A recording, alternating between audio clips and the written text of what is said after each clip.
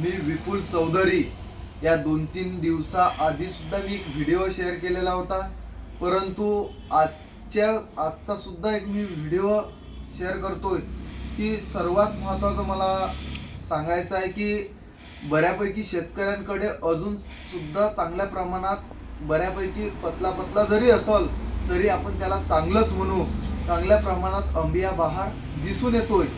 हाय डोंगरखेड भाग असेल, वरुड पट्टा असेल, या भागांमध्ये अंबिया बहार सध्याही चांगल्या सिच्युएशनमध्ये आजही मी बऱ्याचशा बागांना व्हिजिट केला तर दिसून आला.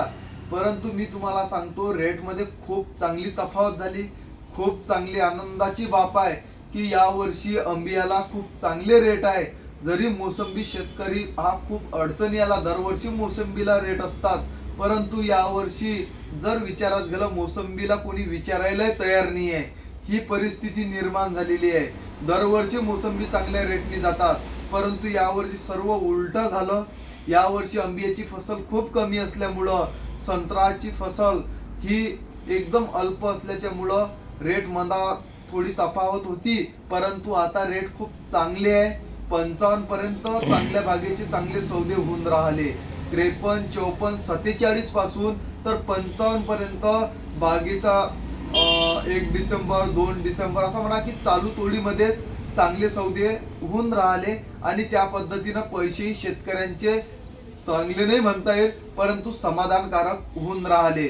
काही शेतकऱ्यांचे यावर्षी काहीच पैसे झाले नाही, त्यांना 20 रुपये किलोही संत्रा पडला नाही. ही परिस्थिती निर्माण झाली होती. एक तर ज्यांचं संतर अगोदर तोडायला येते ते पैसे करून टाकतं, एक तर ज्यांचे संतर खूप लेट तोडायला येते त्यांची यावर्षी खूप चांगले पैसे होऊन राहिले. मंदातले शेतकरी आपण बघतो की दरवर्षी लॉस मध्ये आहे, काहीच त्यापासून प्रॉफिट आपल्याला दिसत नाही आहे. ही परिस्थिती निर्माण झाली का या परिस्थितीतून काहीतरी आपल्याला मार्ग काढणे महत्वाचं आहे. नुसतं बाग तोडून फेकणे हा त्यातला मार्ग नाही. कारण मी तुम्हाला सांगतो दुसऱ्याही पिकात हीच परिस्थिती आहे. हो, हीच परिस्थिती आहे. आज साधारण तुम्ही कापसाचं पीक तुमच्याकडे आहे, तुम्ही कापसाचं पिकांचं नियोजन बघा. मला तुम्ही सांगा आज CCI चे भाव 8,000चे आहे. एकही शेतकऱ्याला 8,000चा भाव लागत नाही. 7,600 7,800 हेच भाव लागून राहिले. परंतु पकडा CCI एकरी 5 क्विंटल हेक्टरी 15 क्विंटल जरी कपास घेत असेल, मला तुम्ही सांगा एका एकरामध्ये एकराचा जर हिशोब घेतो, एका एकरामध्ये ताकदनं मेहनत करा. खूप जरी शेतकरी मेहनत करत असेल तर त्याला पासून त्याचं उत्पन्न होऊन मला तुम्ही सांगा 7 ते 8 क्विंटलच्या वर कापूस होत नाही. अति मेहनत केली तर 10 क्विंटल पकडा, 10 क्विंटल कापूस होऊन केवढ्याचा राहिला?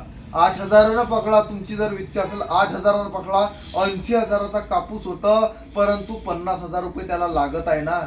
30,000 रुपये शेतकऱ्याचं वर्ष निघते का? निघत नाही. याही गोष्टीचा बारकाईनं लक्षात घ्या लागल. म्हणून संत्रा हे दुर्दैवानं चांगलं पीक आहे. जरी 6 वर्षापासून आपण लॉस मध्ये आलो, अंदर आलो, आपल्याला परवडत नाहीये, परंतु मी तुम्हाला सांगतो हेच क्रॉप एक दिवस ज्या पिकांना आपल्याला सामोरे नेलं तेच पीक आपल्याला कुठंतरी सामोरे नेतील. कारण की संत्र्यावर जर 50,000 रुपये खर्च होत असेल तर ते क्रॉप असं आहे का 2.5 ते 3 लाख रुपये उत्पन्न देऊन जातं असं एकमेव संत्रा पीक आहे. म्हणून हार मानल्यापेक्षा त्यातून मार्ग कसा कमी खर्चामध्ये चांगली शेती करता येईल हा मार्ग निवडण्याचा जर शेतकऱ्यांनी प्रयत्न केला तर खरोखर तिथे एक चांगलं समाधान होतील. दुसरा विषय मला महत्त्वाचा सांगायचा आहे की फॉस्फरस हा मार्केटला अथोनात कल्ला झालेला आहे. मी तुम्हाला सांगतो की फॉस्फरसचा बऱ्याचशा शेतकऱ्यांना प्रॉपर फॉस्फरसवर काय करतं, फॉस्फरस कोण्या स्टेजला दिला पाहिजे हे मीच सांगितलं होतं. बऱ्याचशा कंपनीचं रिकमेंड सुद्धा मीच केलेलं होतं, परंतु मला काही त्यामध्ये नंतर अडचणी आल्या. काहीतरी त्या पद्धतीच्या पैसे जेवढे देत होतो त्या मानानं त्याचे रिझल्ट दिसून नाही आले. म्हणून काही ना काही आपलं चेंजेस चालूच असते, काही ना काही वेगवेगळ्या पद्धतीचा आपण तिथून मार्ग काढतच असतो. म्हणून तिथं अशा सिच्युएशन मध्ये तुम्ही जर ओरिएंट फॉस्फरस घेता का ज्यामध्ये 90 दिवस ते फॉस्फरस झाडामध्ये काम करतं, K2O फॉर्म्युलेशन मध्ये येतं, अशा पद्धतीचं सर्व ऍक्टिव्ह फॉस्फरस त्यामध्ये येतं. अशा पद्धतीचं जर तिथं फॉस्फरस तुम्ही फवारणी केली तर त्याची जे रिझल्ट आहे त्यामुळं काय होईल, झाडाच्या पानाची हलकीशी नाली पडेल आणि पान नरम राहील, शक्यतो तिथं पानगळ होणार नाही. हे प्रॉब्लेम तिथं तुमच्या कंट्रोलमध्ये येईल. आणि झाडांमध्ये जर फॉस्फरस स्टोअर असेल, तुमचा सीएन रेशो ही बॅलन्स राहील. सर्वात महत्वाचं त्यामुळं तुमचं सीएन रेशो बॅलन्स राहील आणि झाडांमध्ये फॉस्फरस स्टोअर असल्याच्यामुळं शक्यतो नंतर तुमच्या फुटीला मलानी वाढत अडचण जाईल. म्हणून तेच फॉस्फरस असं आहे की 90 दिवस काम करतं. आपण जे फॉस्फरस घेत आहे सल्फेटेड फॉर्म मधले घेत आहे, हे झाडांमध्ये 90 दिवस वर्क करत नाही. उलट झाडाच्या पानाची गुंडाळणी होईल, पान कळक येते, रफ आल्यासारखा. ज्यावेळेस तुम्ही पहिलेही पाणी देता टप टप टप टप पानं टपकतात, ही कंडिशन तिथं आपल्याला जाणवून येते. म्हणून फॉस्फरस घेत असताना त्याची खात्री करा, त्याची प्रॉपर विचारपूस करा, प्रॉपर त्यावरती मेन्शन आहे काय या गोष्टीचं ऑब्झर्वेशन करा. नंतरच ते फॉस्फरस त्या तिथून तुम्ही विकत घ्या, खरेदी करा. त्या पद्धतीने त्याची फवारणी तुम्ही करू शकता. जमिनीला कल्टिवेशन करू नका.